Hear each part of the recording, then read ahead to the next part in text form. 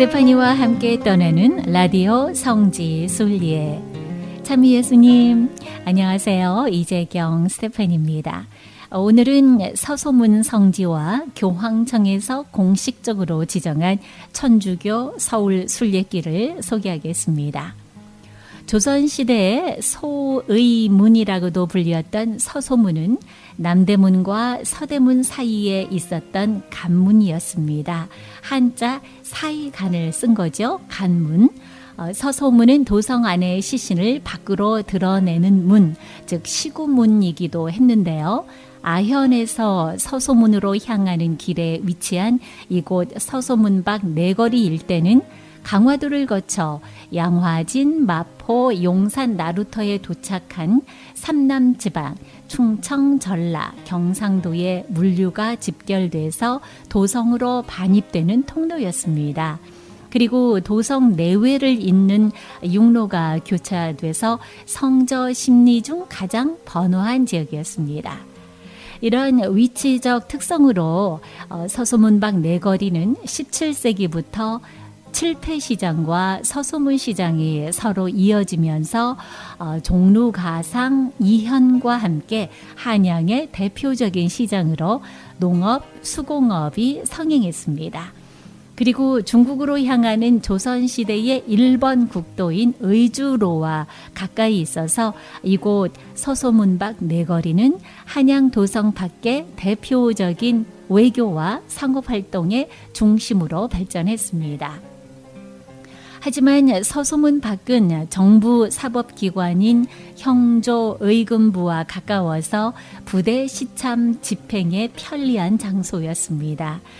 부대 시참은 법에서 정한 시기를 기다리지 않고 차명을 집행하는 것을 말합니다. 서소문 밖은 많은 사람이 오가는 칠패시장과도 가까워서 죄에 대한 경각심을 불러일으킬 수 있는 적합한 장소였다고 합니다. 또 조선시대 형장은 일반적으로 물가에 자리 잡고 있었는데요. 서소문 밖에는 한강의 지류인 만초천이 흐르고 있었습니다. 이런 이유로 서소문 밖 내거리는 조선시대 국가 공식 차명지가 됐습니다. 이것은 사직단 서쪽에 처형장을 둬야 한다는 예기의 가르침을 따른 건데요.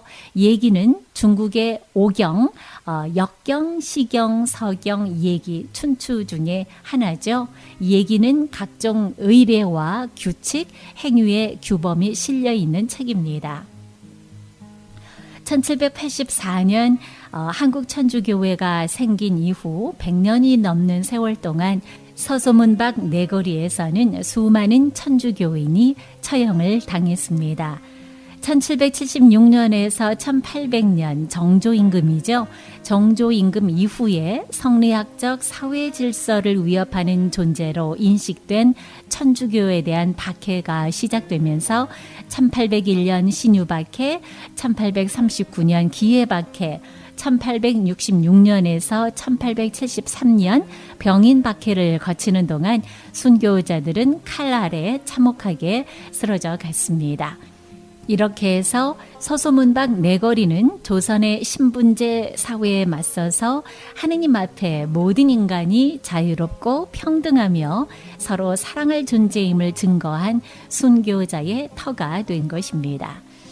특히 이곳에서는 신유박해 때 한국 천주교회 첫 세례자인 이승훈 베드로, 명례방 회장이었던 정약종 아우구스티노, 그리고 그의 장남 정철상 가롤로, 성호 이익의 제자 권철신 암브리시오, 평신도 회장 최창현 요한, 여회장 강완수 골룸버가 순교했고요. 기해박해 때는 정약종 아우구스티노의 둘째 아들이자 정약용의 조카인 정하상 바오로와 그의 누이 정정의 엘리사벳, 북경을 오가며 성직자 영입 운동에 크게 공헌한 조신철 가롤로, 허게임 막달레나, 허게임 막달레나의 큰딸 이정희 바르바라, 둘째 딸 이영희 막달레나, 한국 최초의 사제 성 김대건 안드레아의 아버지 김재준 이나시오, 이광원 아우구스티노, 그의 부인 권희 바르바라, 남명혁, 다미아노 등이 순교했습니다.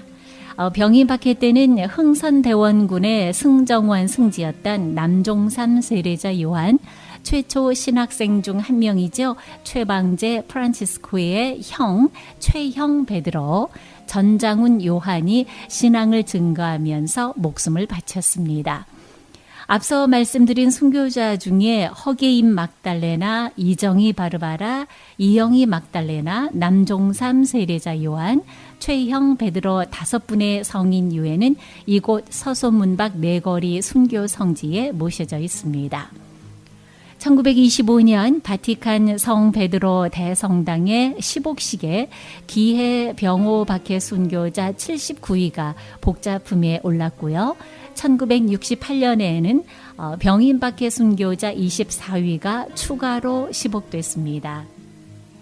이후 한국교회 설립 200주년의 해인 1984년 여의도 광장에서 교황 요한 바오로 2세가 주재한 시성식에서 이들 103위 복자들은 성인 반열에 올랐습니다. 이때 서소문박 내거리에서 순교한 44명이 성인으로 선포됐습니다.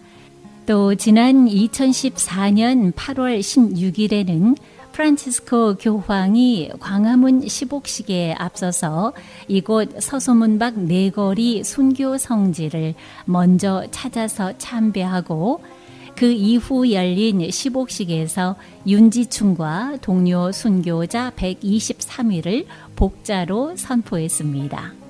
이 중 서소문박 내거리에서 순교한 복자는 27명입니다. 그래서 교회 역사적으로 서소문박 내거리 순교 성지는 단일 장소에서 최다 성인과 복자를 배출한 한국 최대의 순교 성지가 됐습니다. 서소문박 내거리 순교 성지는 이렇게 숭고한 신앙의 삶의 역사가 깃들어 있는 의미 깊은 장소임에도 불구하고 오랫동안 그에 맞는 모습을 갖출 수 없었습니다. 철도의 개통과 더불어서 이 지역은 철도 시설 용지로 수용돼서 고립되기 시작했고요. 1927년에는 철로 안에 수산시장이 개설돼서 차명터의 흔적이 아예 사라졌습니다. 1966년 고가차도가 건설되면서 서소문 밖은 통과지대가 됐고요. 서소문 밖의 존재는 잊혀져 갔습니다.